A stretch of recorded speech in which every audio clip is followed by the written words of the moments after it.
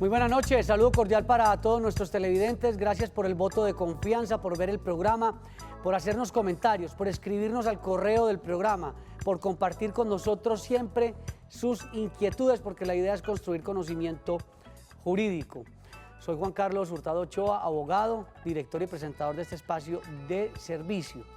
El tema de hoy es muy importante que lo revisemos con cuidado porque generalmente usted puede estar siendo objeto de un daño y no sabe de pronto que hay una responsabilidad civil contractual, extracontractual y que hay posiblemente una reparación económica en algunos casos, y por eso el programa de hoy reviste sobre cómo se identifica el daño para reclamar. Entonces, el daño producido en un accidente de tránsito, un daño producido, por ejemplo, en el tema de un procedimiento médico, también se puede producir un daño. Y este tema lo vamos a desarrollar con el doctor Manuel Ballesteros. El doctor Manuel Ballesteros es abogado y conoce mucho sobre estos temas de responsabilidad civil, contractual y extracontractual. Gracias por estar con nosotros. Gracias, Juan Carlos, por invitarme. ¿Qué es el daño? El daño es esa afectación que una persona tiene en su bien, en su cuerpo, en su humanidad o en su patrimonio. Ese es el daño concretamente. Y la legislación y la doctrina ya han diferenciado un daño material, que es el que afecta directamente los bienes patrimoniales, o un daño moral, el que me afecta por el dolor físico, por el dolor espiritual, o un daño fisiológico, que es el que altera la función orgánica de mi cuerpo, o el daño a la vida de relación, que es el que me impide disfrutar los placeres normales de la vida. Una variedad de daños. Eso, entonces el televidente dirá, bueno, hay una variedad de daños. Empecemos con algunos ejemplos, casuística, para que la gente entienda, yo fui objeto de un daño y no supe proceder jurídicamente en su momento. ¿Cuál puede ser? Perfecto. Casuística, una persona se accidenta en un accidente de tránsito y la consecuencia de eso tiene que gastarse 10, 20, 30 millones de pesos en cirugías. Ese daño, ese gasto que hace se llama daño emergente y tiene derecho a que le paguen ese daño. Si me chocan el carro y reparar el carro me cuesta 10, 8 millones de pesos, ese daño es un daño emergente y tengo derecho a que me paguen ese daño. Si como consecuencia de las lesiones que me causaron a mí, yo sufrí una incapacidad de 90 días, de 30 días, ese es lucro cesante. Si como consecuencia de ese accidente yo tuve una merma en mi capacidad laboral, ¿por qué? Porque quedé con una lesión en el hombro, en la pierna, en el brazo, en un ojo, etcétera, etcétera, eso se mide en una valoración y se dice la persona tuvo una merma en la capacidad laboral de un 10%, 20%, 30%, 50%, y se hace una tabla, Juan Carlos, que se toma el salario que la persona gana o el que se presume que gana. Si no tiene salario se presume que es el mínimo, y la vida probable de esa persona, y se hace una estimación para mirar el lucro cesante que tiene derecho a que le paguen. Entonces, doctor Manuel, es un error cuando ocurre un accidente de tránsito y el afectado dice, el daño del vehículo lo pago con mi aseguradora, los gastos médicos voy a mi EPS. A veces la persona que sufre el daño no percibe que además de tenerse sus propias coberturas, puede reclamar hacia quien generó el daño. Y es lo que se debe hacer además. Que muchos no lo hacen. Claro, porque si usted tiene seguro y usted cobra su propio seguro, usted está afectando su póliza. Ya Claro por ahí sí. entra perdiendo. Pero además porque muchas veces las personas no saben las afectaciones posteriores que puedan llegar a tener. Aquí nos pasó con un señor que tuvo un accidente, arregló voluntariamente y un mes más tarde le apareció, arregló ahí en el lugar de los hechos, y un mes más tarde le apareció una lesión neurológica que lo dejó incapacitado por el resto de su vida. Y nunca se percató porque no hubo levantamiento de croquis del accidente. Exactamente, ¿no? Y arregló verbalmente con la persona y se fueron todos. Esa es una situación muy complicada porque generalmente, como usted lo dice, las personas a veces no identifican cuál puede ser la indemnización o la reparación por el daño.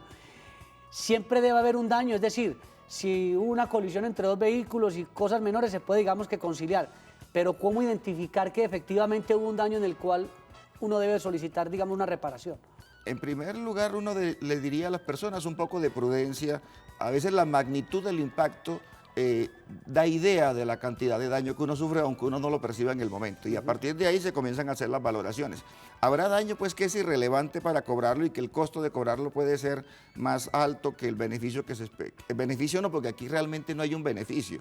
O sea, lo que se busca con esto es simplemente reparar o indemnizar un perjuicio que se causó, una situación que la persona tenía antes del hecho y que ahora, como posiblemente no pueda devolverse a su estado original, haya que repararlo. Una cicatriz hay que repararla, una lesión hay que repararla y que tienen afectaciones en la persona. Yo con una cicatriz en la cara puedo seguir trabajando, pero no posiblemente, es lo claro, mi disfrute, el disfrute de mi vida puede afectarse considerablemente.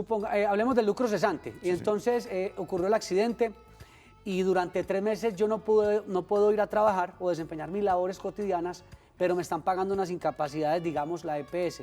¿Podrá la contraparte decir, bueno, pues si a usted le están pagando las incapacidades, ¿cuál lucro cesante? Usted no se está muriendo de hambre. ¿Cuál sería la discusión? Lo dicen efectivamente, pero hay jurisprudencia que establece que son 2 causas diferentes. Dice, mire, usted tiene derecho a que le paguen las incapacidades por una razón que usted está pagando una seguridad social, pero eso no exonera al responsable del daño de pagar la indemnización. Pueden concurrir. Pueden concurrir, sí señor, y lo mismo pasa inclusive con la pensión de sobreviviente. El papá del niño fallece y al niño le dan la pensión de sobreviviente, y luego viene el que causa el daño y dice, usted no puede volverme a pedir a mí otra pensión porque ya lo pensionaron. No señor, es que son 2 causas diferentes. Una me la da la seguridad social y esta me la tiene que dar usted, que fue el que me mató a mi padre. ¿Cierto? Por eso que resulta que es un error cuando decimos que, no, yo tengo el SOAT, tengo póliza de seguros de responsabilidad civil contra terceros y entonces yo no me voy a poner a discutir con quien me generó el daño porque yo tengo mis coberturas.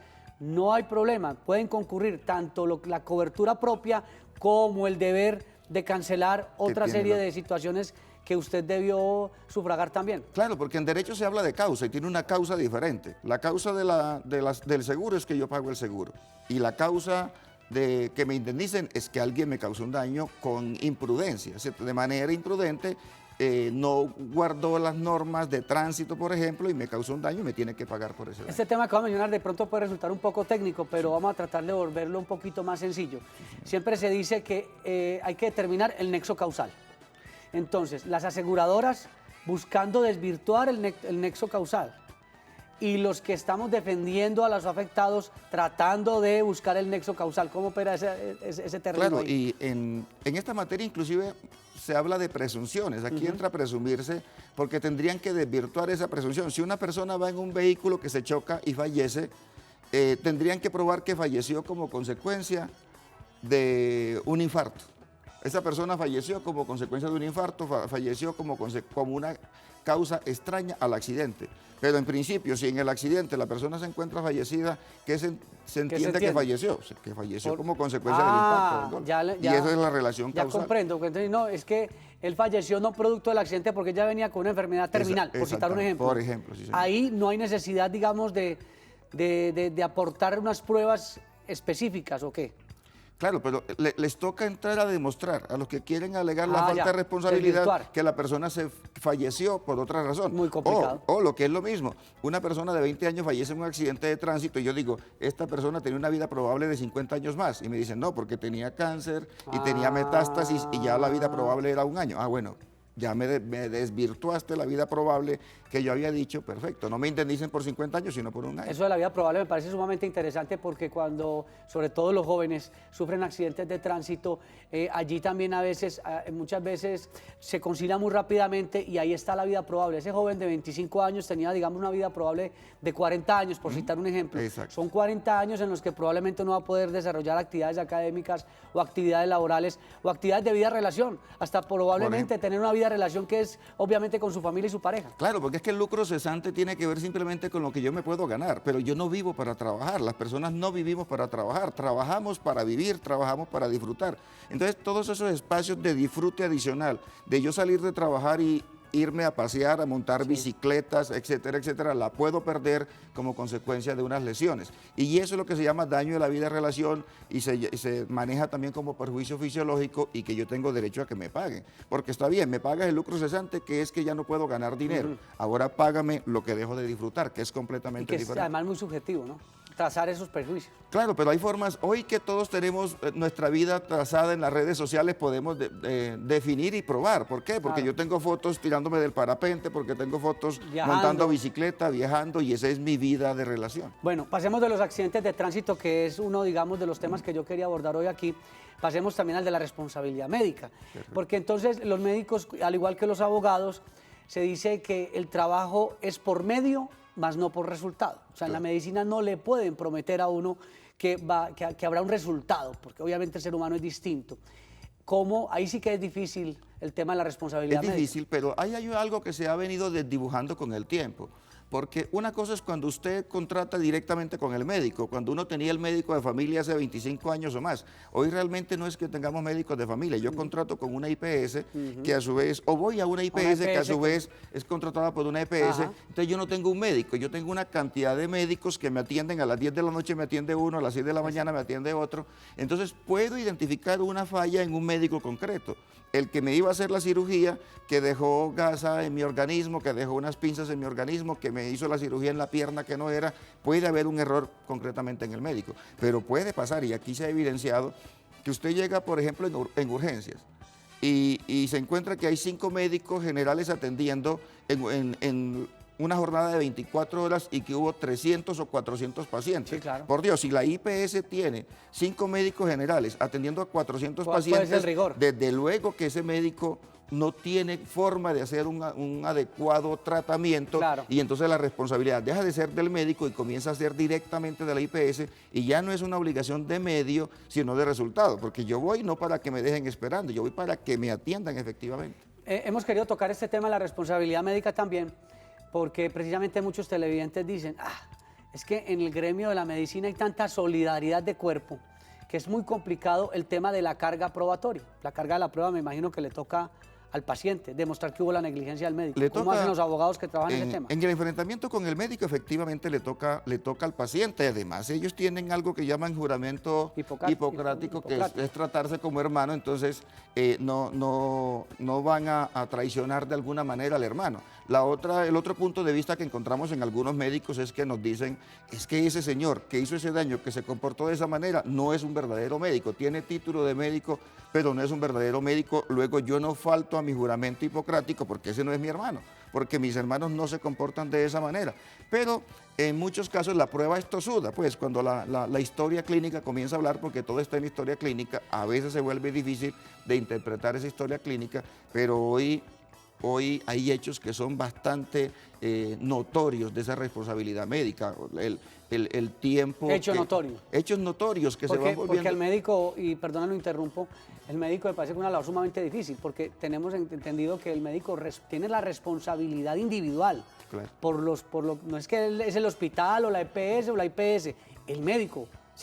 Sí, el médico efectivamente debe responder, y de hecho a ellos les exigen unas pólizas, por ejemplo, el que va a atender urgencias y el que no responsablemente tiene unas pólizas que cubren esa responsabilidad, pero lo ideal es que las pólizas no debieran usarse porque ellos actúen adecuadamente. Claro. El asunto es cuando en las IPS o en las EPS les asignan un horario máximo, ¿cierto? Un término de 15 a 20 minutos para atender pacientes, entonces tienen que despacharlos aceleradamente y no hacen un diagnóstico adecuado de lo que el paciente pueda tener, y ahí viene el error. Antes de irnos para la pausa rápidamente, ¿cómo están fallando los jueces o la rama judicial frente a este tema, los jueces, los magistrados? ¿Es muy complicado el tema de las audiencias, las demandas sobre estos temas?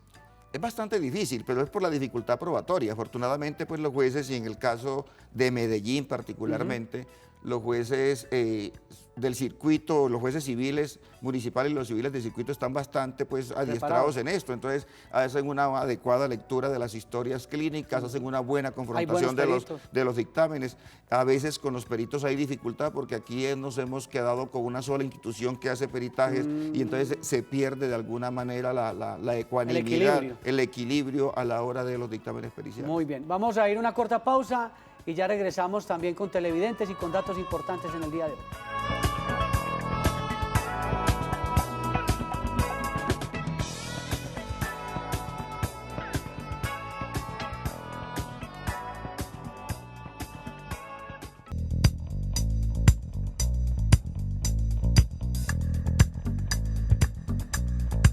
Antes de dar a conocer los detalles para recordar en el día de hoy, vamos a atender una llamada. Don Andrés desde Itagüí, buenas noches.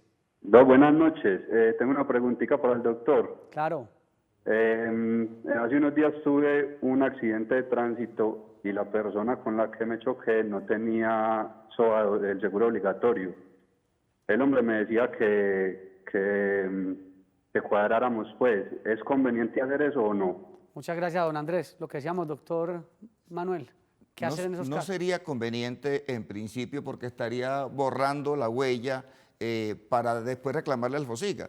Puede pasar que lo que se denomina vehículo fantasmas, a mí me golpea un vehículo, pero yo voy a la unidad de atención y ya me atienden por la cobertura que me da el FOSIGA, pero muchas veces cuando cuadro, como decimos así, acuerdo con la contraparte en la calle, no queda ningún vestigio de ese posible accidente, entonces no podría reclamar. Pero por otro lado, por más que la persona no tenga el SOAT vigente, eso no lo exonera de la responsabilidad civil y él podría, si sufrió alguna lesión, algún daño, demandarlo ya él en su patrimonio para que con su vehículo, con los bienes que tenga, le pague los daños que ha tenido. Eso que usted menciona del FOSIGA es bien interesante, ahora se llama ADRES, que es del Estado. Exacto. Tiene unas herramientas muy importantes en materia de seguridad social y cuando no hay SOAT, pues en principio FOSIGA o ADRES asume los costos, pero puede repetir contra la persona cuando se ubique ese tal vehículo fantasma, ubicar al propietario para repetir contra él porque ya hemos conocido casos. Exacto. Aspectos importantes sobre la responsabilidad civil, vamos a tomar atenta nota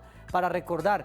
La responsabilidad civil es el área del derecho que de un lado obliga a una persona a pagar los daños que ha causado y por el otro lado da derecho al que sufre el daño para que sea indemnizado. Y eso lo hace sin importar si quien causó el daño es una persona natural, jurídica o una entidad pública. El deber de indemnizar puede nacer cuando el daño se causa por incumplimiento de un contrato, incumplimiento de una ley o por actuar imprudente.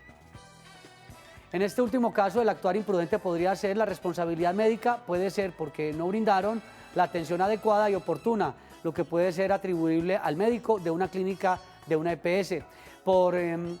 Por un actuar del Estado, por ejemplo, excesos de la fuerza pública, abusos de administración o daños causados en ejercicio de la actividad económica. Por ejemplo, cuando se produce una lesión o una muerte por electricidad o fluido eléctrico, se presume la culpa de la entidad que comercializa la energía.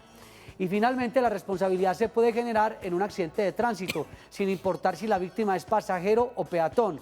En esos casos, la ley le impone una responsabilidad al conductor, al propietario del vehículo, a la empresa para la cual trabaja el vehículo y a las aseguradoras de indemnizar integralmente el daño causado.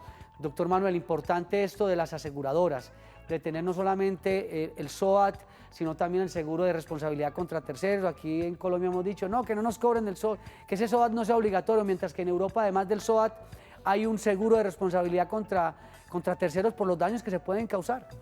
Aquí existe también, solo que no es obligatorio, pero las personas prudentes, las empresas en general, manejan su seguro de responsabilidad porque saben lo que significa esto.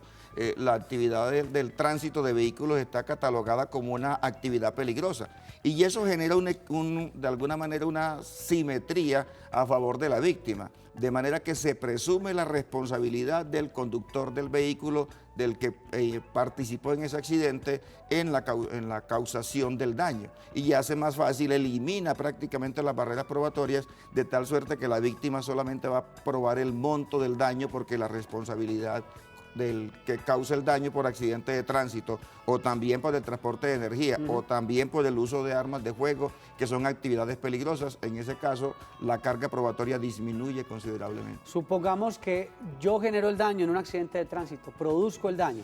Sí, señor. Y no tengo ningún seguro, no tengo ni el SOAT obligatorio, no tengo el de responsabilidad civil contra terceros, produje el daño, la muerte de las personas, de los pasajeros que iban en el otro vehículo. Exacto. Y entonces resulta que usted dice, no, pues entonces yo lo puedo demandar a Juan Carlos para que, sí, pero resulta que Juan Carlos no tiene recursos, no tiene patrimonio. ¿Podría haber una sanción penal, es decir, privarlo de la libertad? La sanción penal podría haber aún cuando tuviera recursos, ¿cierto? Porque es una acción por las lesiones personales. Ahí se producen lesiones personales culposas, se llama, en accidente de tránsito. O hay veces que termina con la muerte culposa por accidente de tránsito. Y se genera una investigación penal que es completamente diferente. Que van por aparte. Va por aparte. ¿Qué pasa con esa investigación penal? Que la norma penal permite que si la persona que la están investigando indemniza, se termine el proceso penal. Es una ventaja que tendría si llega a indemnizar. Y si no tengo el patrimonio para reparar, no me pueden tampoco obligar. Si no tiene el patrimonio, porque nadie está obligado a lo imposible, Claro, ¿cierto? nadie está obligado. Sin embargo, las sentencias podrían salir para cobrarle en un eventual momento Cuando futuro en que reciba algún consiga, recurso. pero eso pues no es ni siquiera lo recomendable. Daniela de Bello, buenas noches. Buenas noches. Gracias por llamarnos. ¿Cuál es su inquietud? Mira, lo que pasa es que yo me choqué esta semana y la persona pues me dijo que si conciliábamos, pero la verdad yo no quise hacerlo porque no tenía abogado, entonces me dio como susto. ¿Qué me recomendarían ustedes? O sea, ¿lo hago, lo puedo hacer o no? Daniela, muchas gracias. Eso es importante. Cuando uno está en una situación de un accidente de tránsito, es importante, si los daños son graves, buscar inmediatamente la asesoría de un experto, un abogado. Es lo más recomendable, claro. Cuando uno tiene problemas médicos, busca el acompañamiento del médico y en este caso el acompañamiento del abogado. Y sin lugar a dudas, la conciliación es el camino más expedito, más inmediato, y aquí, la verdad hay que decirlo, las aseguradoras se prestan mucho para las conciliaciones. Eso pues, uno no puede decir que es un asunto pues difícil con ellas, facilitan mucho el proceso de conciliar, pero lo ideal no es solamente conciliar. Nosotros debemos salirnos de la lógica de que es mejor un mal arreglo que un buen pleito. ¿No le gusta esa teoría? No, jamás. Y esa es una teoría que aquí los abogados serios y respetuosos la desmienten completamente. O sea, lo ideal es un adecuado arreglo conforme al monto del daño que haya causado. En el caso del oyente que nos llama, tendría que determinarse el daño. Si el daño fue solamente sobre un vehículo, por ejemplo, pues se hace una cotización y se pide la indemnización sobre eso. Pero si hay lesiones personales, es bueno que tenga un diagnóstico adecuado y completo de cuál es el estado de salud para que no terminen reparándola por debajo del derecho que tiene. Eso lo que le logro entender es que usted no vaya de manera rápida, así tenga abogado, si la reparación, por decir algo, son 200 millones, no venga, reciba 50, no. Vámonos entonces a un pleito serio, exacto, porque ese cuento de mejor mal arreglo que un buen pleito, claro, usted dice, hay que dar a veces la pelea, así nos demoremos un poquito. No, y hay veces que estando bien acompañados, lo digo, la experiencia que uno tiene es que se puede conciliar con las aseguradoras. Lo ideal no es apresurarse a conciliar, exacto, sino conciliar por el monto que es, por un monto, dar una buena pelea, por un monto adecuado, claro, y eso lo da cuando uno logra demostrar que tiene evidenciado el monto del daño. No se trata pues de llegar a congestionar la administración de justicia, pero cuando sea necesario pues se congestiona, pues se presenta. Nos han dicho siempre que estos procesos son sumamente largos. ¿Eso es cierto o no es cierto? Hoy, afortunadamente, diríamos que los procesos civiles están aquí en Medellín particularmente, están dentro del rango de los procesos más cortos que puede haber. O sea, son más cortos los civiles que los laborales y son más cortos que los administrativos. Sí, pueden durarse 2 años en una primera instancia muchas veces, pero presentada la demanda se puede conciliar, como decíamos, a veces en la primera Porque audiencia. Antes decían que hay algunos procesos que tardaban la vida útil de un abogado, un chiste muy de abogados. Sí, había eso, el Código General del Proceso, para bien o para mal, cambió las cuantías y eso descongestionó los despachos de los juzgados civiles de circuito. Sirvió la oralidad. Sirvió para los juzgados civiles de circuito. Cuando las pretensiones son superiores a 150 salarios mínimos, el proceso puede ser más rápido. Doctor Manuel Ballesteros, como siempre, excelente poder conversar con usted y solucionar las inquietudes en materia jurídica. Gracias por acompañarnos. Muchas gracias, Juan Carlos, usted y a los oyentes. Estuvo también con ustedes Juan Carlos Hurtado Ochoa en la dirección y presentación de este espacio informativo y jurídico. No se vayan, porque ya viene la emisión central de Teleantioquia Noticias, porque Teleantioquia siempre te ve en grande.